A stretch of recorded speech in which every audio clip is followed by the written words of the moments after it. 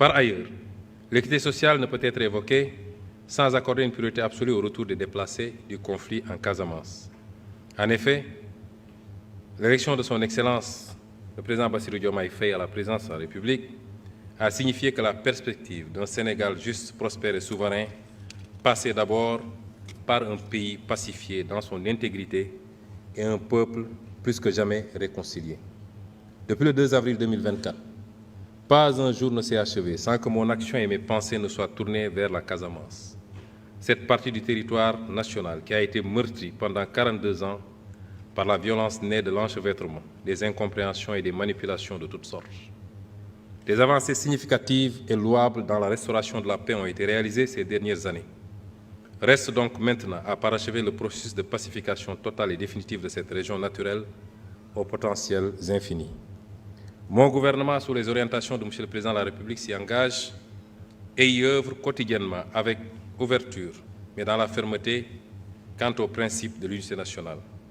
C'est pourquoi l'une des premières mesures que j'ai prises sur ce dossier, sur instruction du Président de la République, a été de tenir un conseil interministériel pour le retour des déplacés dans leur village.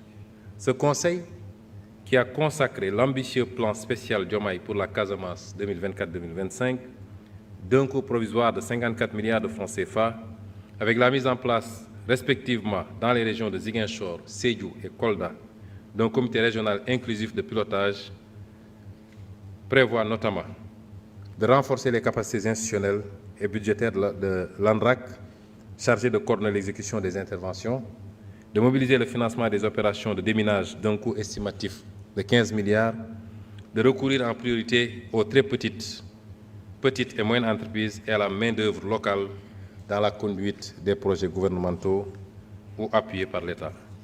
De créer une expertise locale pour l'entretien et le maintien des infrastructures, du matériel et des équipements, de prévoir un dispositif adapté d'accompagnement des déplacés pour assurer l'employabilité et l'emploi des jeunes et des femmes en créant les conditions d'un développement continu d'une expertise locale pour l'entretien et la maintenance des infrastructures.